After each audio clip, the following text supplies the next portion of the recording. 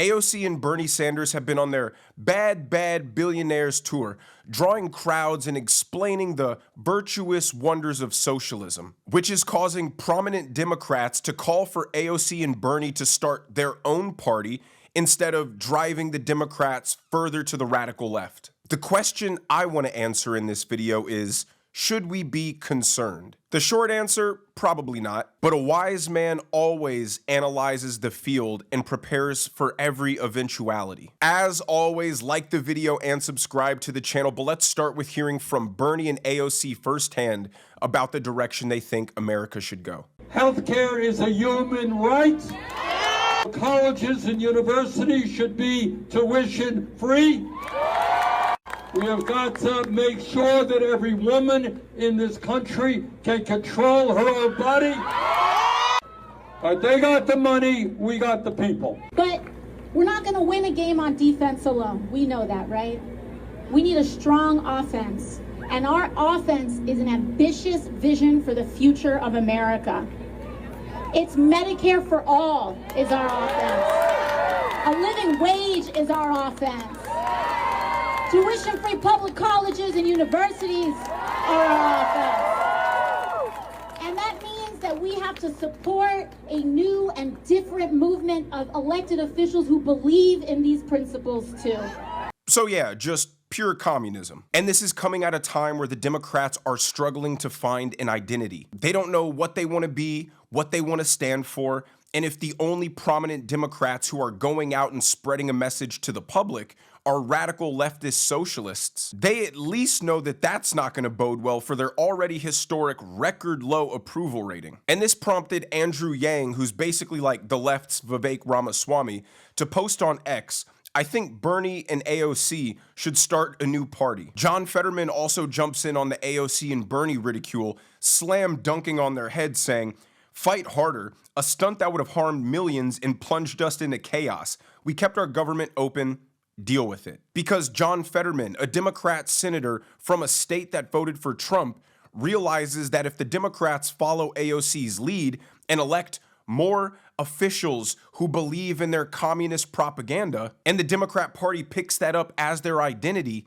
all of the moderate Democrats that remain, like Fetterman and others, are going to be forced to move to the Republican Party. We are seeing the self-destruction of the Democrats play out in real time every day. But more importantly than the division that it's causing in the Democrat Party, which I totally love, let's just remind ourselves of what these fabulous policies look like in practice. Here are some Canadians talking about their wonderful health care for all.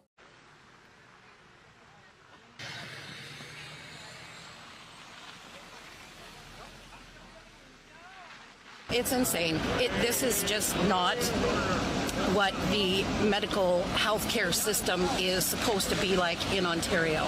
Got here about 5:30 and been on the Healthcare Connect list for about 10 years now. Haven't had a doctor for longer than that, so kind of a strange way to have people sign up for a doctor. But hopefully I get one. So when you have free healthcare, or really free anything for that matter, you have two options.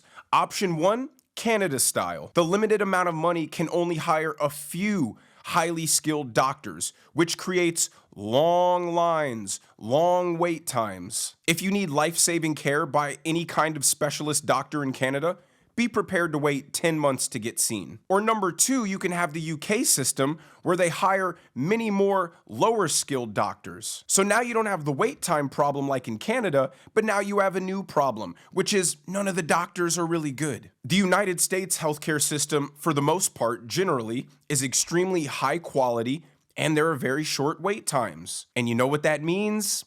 It's going to be expensive. Another claim that Bernie Sanders made was the Republicans have the money, but the Democrats have the people. Well, let's look at the stats of who makes up the Democrat Party, and you tell me if the Republicans are the party of the rich. There is such an irony to Democrats talking about oligarchy because, of course, for every one billionaire that backed President Trump, Kamala Harris had two. 9 of the 10 richest counties in America are represented by Democrats. 65% of Americans making over $500,000 a year today are Democrats. 75% of hedge fund managers who make political donations donate to Democrats, and 95% of political donations from the top 3 management consulting firms go to Democrats. Meanwhile, President Trump absolutely crushed with Americans who make under $100,000 a year. The Democrats are the party of the wealthy. And Donald Trump is representing the working class because he simply lifted the pro-worker elements of the Democrats' agenda when they abandoned the working class to cater to their rich base. This is all performance art.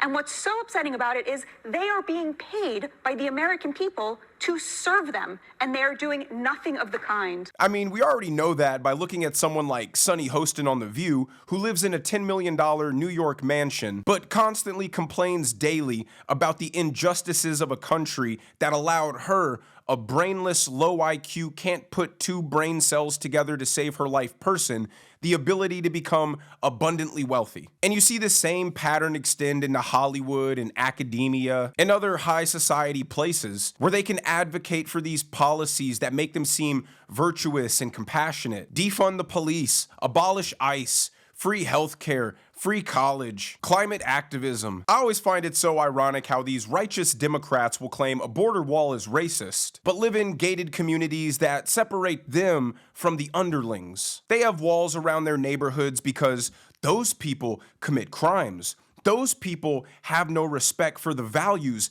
that we hold dear in this neighborhood, but can't take a step back to see how that same philosophy would apply to a country. Now, AOC and Bernie held their biggest rally yet on their Communism is Fun tour in Denver, Colorado, bringing out a whopping 30,000 people. Too bad it was exposed that almost all of the people there were paid protesters. Let's take a look at this rally, and then I'll show you guys the bombshell report exposing that it was all just fake and paid for.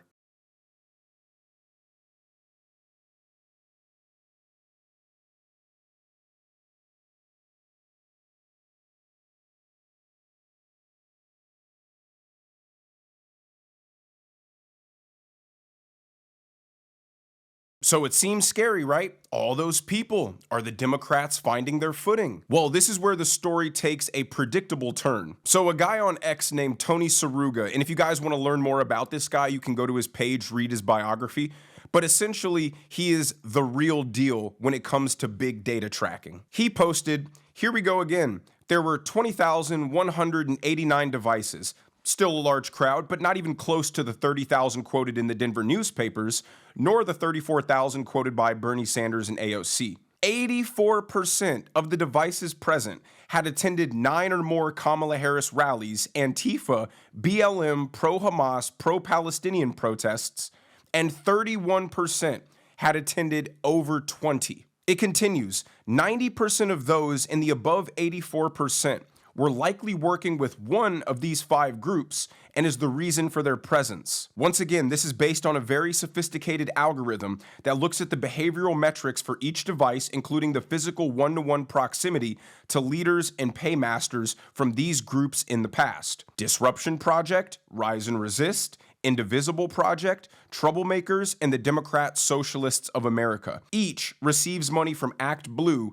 and at least 3 via USAID. So it's what we've suspected. These Democrat-funded NGOs are the ones bankrolling these Tesla protests and these Bernie Sanders tour stops because they're trying to make it seem like the Democrat resistance is energized and robust, when in reality they're just deflated and ununified. And let's put the paid protesters to the side for a second. Denver is a city that's so liberal, they've had a Democrat mayor since 1963. They're a sanctuary city. So all Bernie Sanders and AOC are doing is going and talking to an echo chamber of far-left radicals. They seem to think that we all don't see these record low approval numbers. Yet they go to these deep blue cities and try to make their case that they have this mass movement that the majority of Americans are behind. Just to give you a refresher, here is the Denver mayor before Trump got inaugurated saying he is willing to go to jail to block ICE from deporting immigrants from Denver. I would certainly